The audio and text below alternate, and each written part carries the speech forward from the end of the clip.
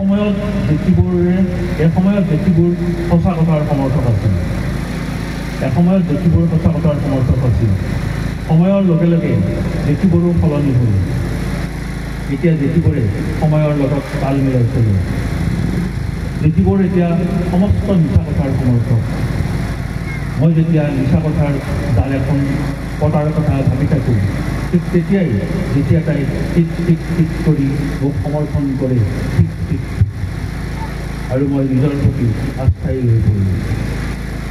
মানুহৰ দৰে ব্যক্তিবোৰৰো জীৱন প্ৰণালী সলনি হ'ল। নিমখ বগা, দুখৰ দৰে নিমখ বগা ভকভকীয়া। নিমখ আন একো নহয়, দুখ।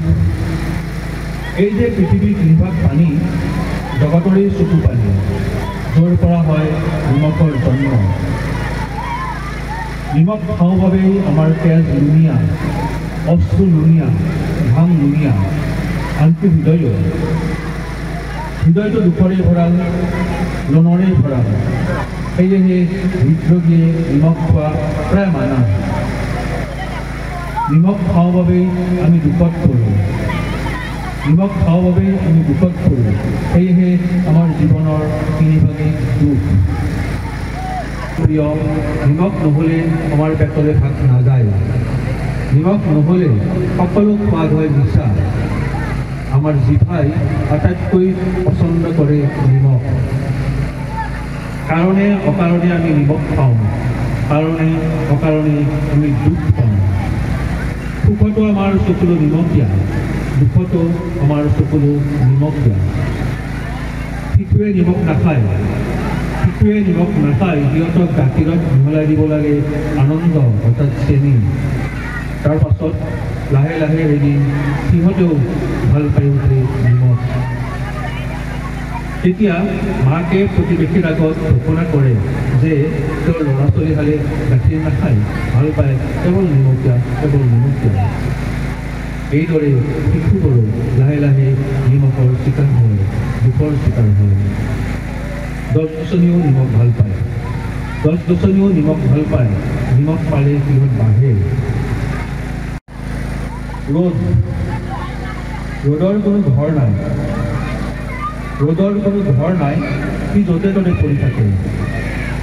মাটিত, পানীত, বালিত, পাহাৰত, গছত, ফুলত, চৰাইৰ বাহত, চোতালত, বাৰান্দাত, ঘৰৰ চালত, ৰাস্তাত, দেৱালত, জাবৰত, নলা নৰ্দমাত, য'তে ত'তে পৰি থাকে ৰ'দক দেখি নোসোধাকৈয়ে মানুহৰ দুৱাৰেৰে সোমাই আহে খিৰিকীৰে, ভেণ্টিলেটৰেৰে, বেৰৰ জলঙাৰে, ছালৰ ফুটাৰে। শোৱনি কোঠাটো সোমাই ৰ'দ, ৰান্ধনি ঘৰতো সোমাই ৰ'দ, আনকি বাথৰুমতো যদি ফুটা থাকে দেখিবা সোমাই আহিছে ৰ'দ। আৰু সেই ৰ'দক দেখি আমাৰ লাজ নালাগে। মানুহে ৰ'দৰ নাম থয় সোণালী ৰ'দ, কোমল ৰ'দ, চোকা ৰ'দ, মিঠা ৰ'দ, কিছুমানে কয় টিকা ফটা। নাম থোৱাটো মানুহৰ পুৰণি বদ অভ্যাস। এজন কবিয়ে ৰ'দক অপমান কৰিছিল। তেওঁ প্ৰেয়সীৰ উদ্দেশ্যে লিখিছিল, তোমাক দেখি এনে লাগে যেন তুমি গভীৰ ছায়া, জীৱনটো কঠিন ৰ'দ। ৰ'দে কাৰো অন্যায় কৰা নাই, তথাপি আমি মাজে মাজে ৰ'দক দুখ দিওঁ। জাৰকালি ৰ'দক কাষলৈ মাতোঁ, আকলি ধৰোঁ, কোলাত লওঁ, আৰু জহকালি ৰ'দক খেদোঁ, ছাতি লওঁ, ক'লা চশমা পিন্ধোঁ, গালি দিওঁ। ৰ'দ কি আমাৰ দাস? যেতিয়া ইচ্ছা মৰম কৰিম, যেতিয়া ইচ্ছা গালি দিম। ৰ'দকলৈ তৰ্ক নকৰোঁ, ৰ'দ নিজেই অভুল। কিজানি ৰ'দ এক অভুল শিশু। সিদিনা দেখিলোঁ 10 মহলীয়া এটা ঘৰৰ ওপৰত কেইজনমান মানুহে তাক ধৰিছে আৰু উতলাব দিছে পানী, মানুহৰ গা ধোৱা পানী। পৰা হ'লে আমাৰ সভ্যতাই ৰ'দক চাকৰ ৰাখিলেহেঁতেন,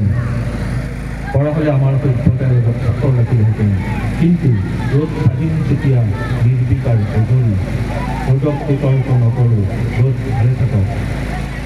কিজানি ৰ'দ এক শক্তিশালী পুৰুষ। এই চহৰৰ এগৰাকী নাৰীয়ে ৰ'দক ভাল পায়।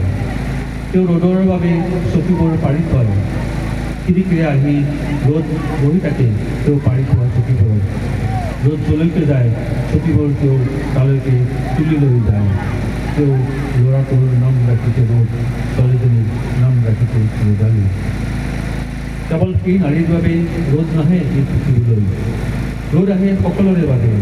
ৰ'দে হাত মেলি দিয়ে মানুহৰ পিনে, মানুহৰ ছালৰ মাজেৰে, মাংস আৰু হাড়ৰ মাজেৰে ৰ'দ সৰকি যাব খোজে মানুহৰ হৃদয়লৈ। অ' পাহাৰ, তুমি অলপ হাউলি দিয়াচোন, ৰ'দ আহক, ৰ'দ আহক, ৰ'দ আহক।